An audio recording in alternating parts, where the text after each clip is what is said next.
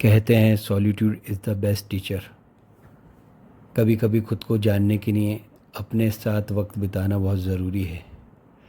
ऐसे ही वक्त मेरी ज़िंदगी में आया जब मैंने अपनी लाइफ की पहली सोलो ट्रिप राजस्थान से लद्दाख 2500 किलोमीटर की। और अगले ही दिन 15 मई 2025 से सुबह 7 बजे मैं निकल चला अपने पहाड़ों के सफ़र पर। सुबह बहुत अच्छी थी। चलते चलते 100 किलोमीटर कब बीत गए मुझे पता नहीं लगा, लेकिन 100 किलोमीटर के बाद मुझे लगने लगा कि शायद मुझे वापस लौट जाना चाहिए। कई सारे ख्याल दिमाग में आ रहे थे कि मैं कैसे पहुंचूंगा, क्या करूंगा, अकेले बोर तो नहीं हूँगा। लेकिन मुझे लगता है हर सोलो ट्रैवलर के साथ ये चीज़ होती है। मैंने अपने फियर्स को ओवरकम करा और चलता चला गया, अच्छा म्यूज़िक सुनते हुए। और देखते ही देखते मैं मनाली के पास पहुंचने लगा, जो कि मेरा पहले स्टॉप होने वाला था और रात का स्टे होने वाला था। और मैंने एक ही दिन में 850 किलोमीटर कवर कर लिए थे। बड़ा मज़ा आ रहा था। अब तो ऐसा लग रहा था कि मैं जल्दी लद्दाख पहुंच जाऊंगा। नाइट स्टे मनाली में करने के बाद अगले दिन की सुबह थोड़ी देर से हुई, जिसकी वजह से मुझे अटल टनल पहुंचने में देर हो गई और मैं दोपहर 12 बजे अटल टनल पहुंचा। लेकिन अटल टनल के बाद जैसे ही मैंने लाहौल में एंट्री करी तो नज़ारे अच्छे होने लगे, बड़ा मज़ा आने लगा। वेदर भी बहुत प्लेजेंट था।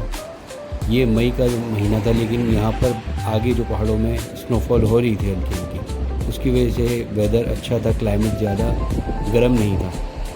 और मेरे सफ़र के साथ साथ ये नदी चल रही थी लाहौल वैली में। लाहौल होते हुए मैं आ पहुंचा शिंकुला टॉप, 16,580 फीट की ऊंचाई पे। यहाँ का व्यू इनक्रेडिबल था और हमारा तिरंगा लहरा रहा था। बहुत अच्छा लग रहा था। अब लगने लगा कि हम लद्दाख की तरफ बढ़ रहे हैं। और उसके बाद में एक एडवेंचर आ पड़ा। रोड्स ख़राब होने लगे, ऑफ रोडिंग चालू हो गई। अब मुझे थोड़ा डर लगने लगा कि मेरी कार ये कर पाएगी या नहीं, लेकिन कार ने बहुत अच्छा परफॉर्म करा और मैं सूझबूझ के साथ धीरे धीरे चलता रहा। बर्फ़ देख के बड़ा मज़ा आ रहा था। स्नो देख के लग रहा था कि स्नो 1-2 दिन पहले ही गिरी है। उसके बाद हम आ पहुँचे ज़ंस्कार वैली में, और ज़ंस्कार वैली में एंटर कर it was so surreal as if I am dreaming. मुझे ज़िंदगी न मिलेगी दोबारा की वो लाइनें याद आ रही थी, जिसमें फरहान अख्तर कहता है कि मैं हूँ बस मैं ही हूँ। वो लाइनें याद आ रही थी मुझे। और दूर दूर तक कोई गाड़ी नहीं थी, कोई ट्रैफिक नहीं था, क्योंकि ये पहलगाम अटैक के बाद वाला टाइम था, तो टूरिस्ट भी बिल्कुल नहीं थे। एक अलग ही मज़ा आ रहा था। एंड स्ट्रेंजली इस रिमोट एरिया में रोड्स बहुत अच्छे थे।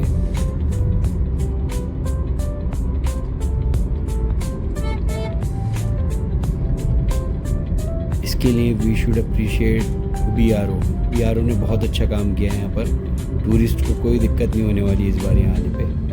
दूसरी बात यह है कि यहाँ पर हर जगह ऐसा लगता है कि बस रुको और फोटोग्राफी करो, वीडियो बनाओ, क्योंकि यहाँ हर एंगल पे, हर मोड़ पे एक से एक व्यूज़ आते हैं। चलते चलते एक वैली आई बीच में, जहाँ मैंने थोड़ा रुक के वैली को देखा, शांति से बैठा रहा, आधा घंटा बिताया। बड़ा मज़ा आया मुझे यहाँ पर। सिर्फ आपकी कार और चलती हुई हवा। इस वैली के बाद दरग्याच विलेज आता है, जहाँ पर एक चेक पोस्ट पे हमें एंट्री करनी होती है, और उसके बाद बहुत बुरे रोड्स आते हैं पदुम पहुँचने तक। पदुम पहुँच के आप नाइट स्टे कर सकते हैं। यहाँ मैं शाम के 7 बजे पहुँचा। सूरज ऑलमोस्ट डूब ही चुका था और मैं यहाँ नाज होम स्टे में रुका था। बहुत ही अच्छा कोजी होम स्टे था, जिसमें उन्होंने मुझे डिनर और ब्रेकफास्ट प्रोवाइड कराया। यहाँ से अल्टीमेट व्यूज़ दिख रहे थे पहाड़ों के। और यहाँ के जो होस्ट हैं फ़िरोज़ भाई, वो भी बहुत अच्छे आदमी हैं। वो एक टीचर हैं। उनसे मिलके, उनकी फैमिली से मिलके मुझे बहुत सारी बातें पता लगी और मुझे बहुत अच्छा लगा उनके साथ रुक के। ये टाउन जो है मनाली से 250 किलोमीटर दूर पड़ता है।